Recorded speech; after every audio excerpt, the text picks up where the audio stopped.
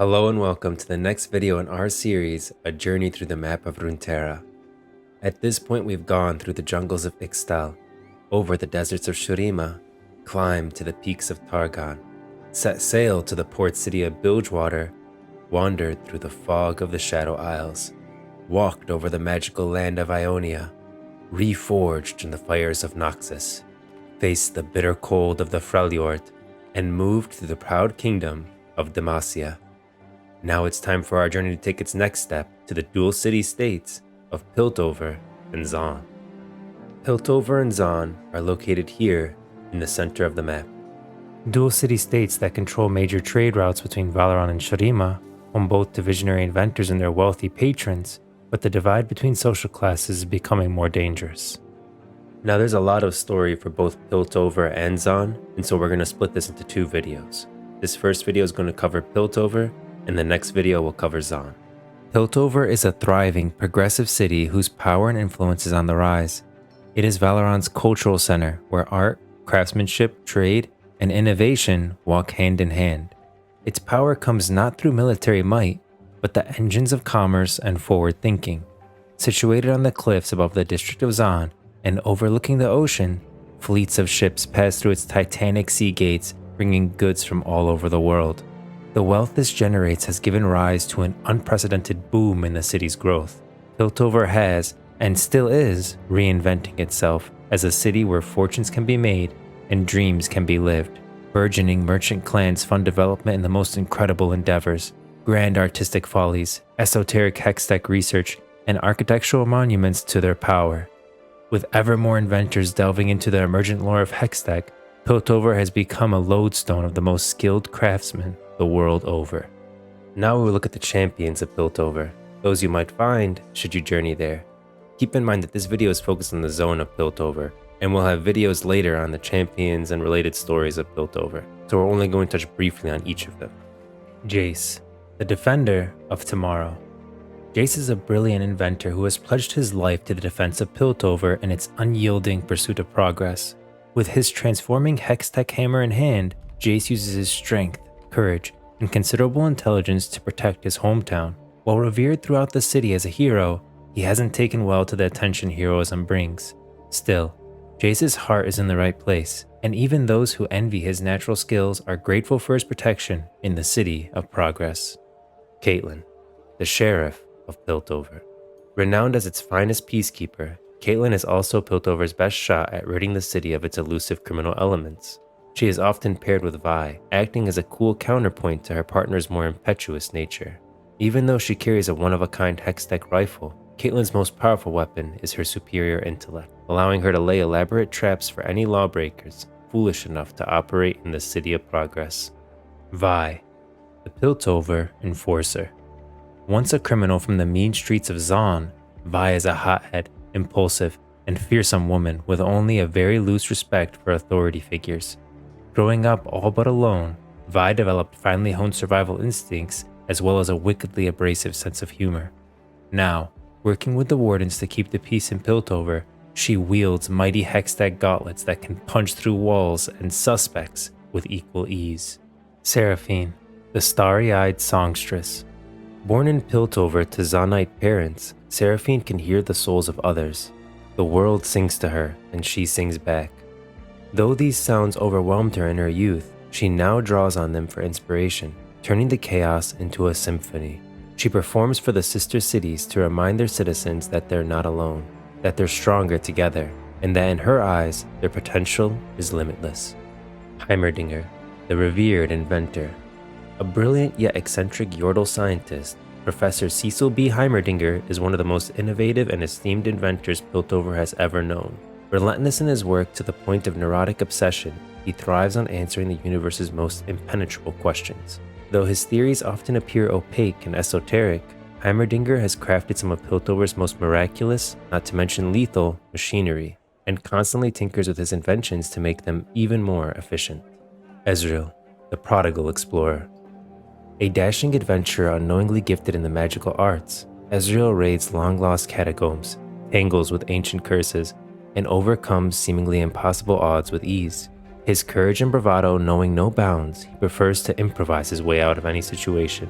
relying partially on his wits, but mostly on his mystical Shuriman gauntlet, which he uses to unleash devastating arcane blasts. One thing is for sure, whenever Ezreal's around, trouble isn't too far behind, or ahead, probably everywhere. Orianna, the Lady of Clockwork. Once a curious girl of flesh and blood, Orianna is now a technological marvel composed entirely of clockwork. She became gravely ill after an accident in the lower districts of Zon, and her failing body had to be replaced with exquisite artifice, piece by piece. Accompanied by the extraordinary brass orb that houses her Hextech arsenal, Orianna is now free to explore the wonders of Piltover and beyond. Camille, the Steel Shadow. Weaponized to operate outside the boundaries of the law, Camille is the principal intelligencer of Clan Pharos, an elegant and elite agent who ensures the Piltover machine and its Zonite underbelly run smoothly. Adaptable and precise, she views sloppy technique as an embarrassment that must be put to order. With a mind as sharp as the blade she bears, Camille's pursuit of superiority through Hextech body augmentation has left many to wonder if she is now more machine than human. Now we know the champions of Piltover, but let's get back to the zone itself. Trade is the lifeblood of Piltover, and its command of the main sea route between east and west has seen its coffers swell with gold. A consequence of this has been the rapid expansion of the Noxian Empire, whose armies and supplies can now travel the length and breadth of Valoran with relative ease. It has also allowed Bilgewater to prosper as a haven for reavers who prey on ships traveling to and from Piltover. Piltover's newer structures are graceful mixtures of polished marble, latest work bronze, and shimmering glass that sit alongside older buildings of hewn stone and weathered timber. Fluttered towers inlaid with gold and silver reach for the clear skies as arching bridges span the chasms between the cliff tops. The entrances to mercantile buildings are often incredibly elaborate. Even those dwelling that predate Hextech have since been ornated with elaborate details to further reinforce the impression that Piltover is a city drowning in gold. The ancient city of Zon was a northern Shuriman trading post, but it was the creation of Piltover's sea gates more than 3,000 years later that brought even greater prosperity. The most important location of all of Zon and Piltover was the epicenter of a massive man-made geological disaster that sunk most of Old Zon. Currently is the location of massive spires jutting upwards towards Piltover as an arrogant testimony to Zon's resolve to survive.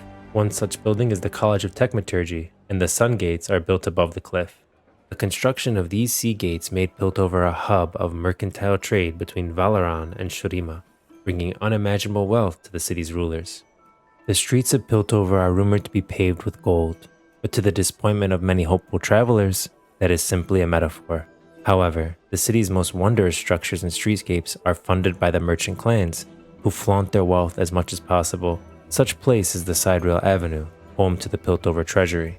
The Ecliptic Vaults, also located on Siderail Avenue, were once considered to be Piltover's most secure bank before Jinx breached their heavily reinforced walls. Zendelo's Incognium Runeterra is located in the Incognia Plaza connected to the Siderail Avenue in southern Piltover, the lifetime work of Valentina Zendelo.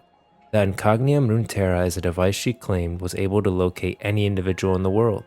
Since Zendelo's mysterious death, many believe her alchemical formula to have been stolen. The contraption is now left inoperable. The most influential individuals of Piltover live in Blue Inn Court, located in northern Piltover. The north of the city is where the bulk of clans have their mansions and heavily guarded workshop compounds. These include the family of Giopara. Part of the Giopara mansion is Jace's lab, where he himself created his famous Mercury hammer. Workshops of Hextech researchers are magnificent examples of what wealthy patrons can do for an inventor. One of the main bridges connecting northern and southern parts of the city is the primary location where numerous undercity rebellions occurred, as well as the bombing attack from Jinx that resulted in the deaths of many wardens during citywide lockdowns. That is known as the Bridge of Progress. Another important location in Piltover is the massive retractable tower constructed from the plans made by Victor and Jace, which is a Hextech device used for realm warping people, vehicles, and cargo to their desired destinations across Runeterra. It charts its course by using a rotatable globe of Runeterra at the top of the tower. Each jump requires Hexite batteries to be replaced. Due to its elevation, only airships can utilize it. Hextralic conveyors are scattered across Zon, connecting it with Piltover at its numerous city levels.